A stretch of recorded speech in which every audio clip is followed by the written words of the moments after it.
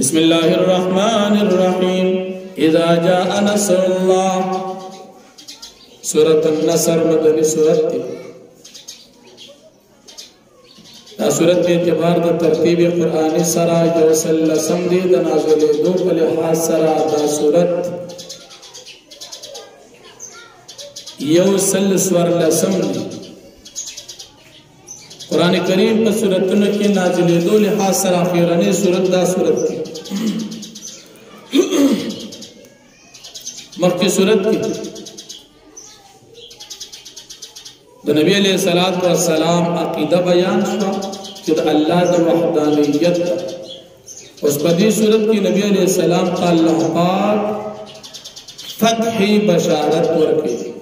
پدی صورت کی یور کو 3 آیات لگی دا فتح دا مکین اولان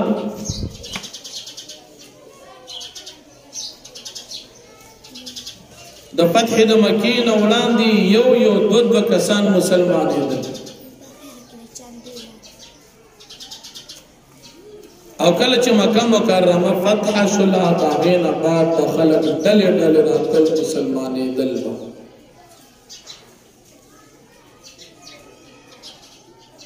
دا صورت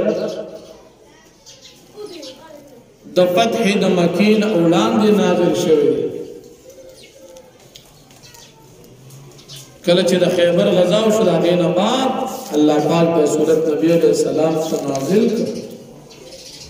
او بشارت و خوشخبری ورکڑا چان قریب بدا علاقی او دا خلق استاسو کا دن باندراشی او مکہ مکرمہ بفتح شی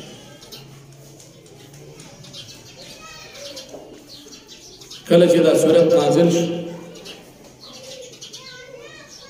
صحابہ کرام دیر جات خوشحالش دا خوشحالین صحابہ کرام خندہ شروع لیکن حضرت عبداللہ ابن عباس رضی اللہ عنہ پا جڑا باندش چا تپوسو کو چی تاسو خلق خان دی خوشحال دو تاسو جاڑی عبداللہ بن عباس رضی اللہ عنہ فرمائل چپدی صورت کی اشارت دیت چھ نبی علیہ السلام تا دنیا نا تشریف پوڑی وما وشان رسولہ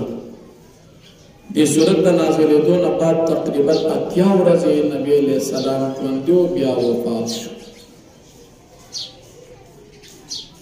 دا صورت دا صورت دی سورت النصر تا اللہ دا امداد صورت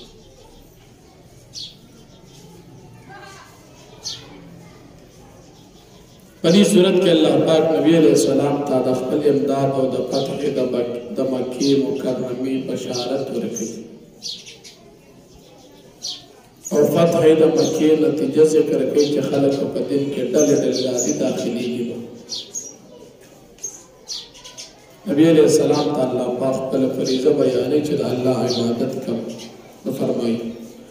اذا جاء نصر اللہ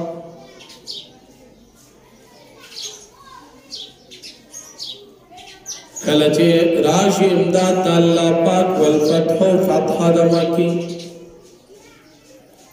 ورأیت الناس يدخلون فی دین اللہ افواجا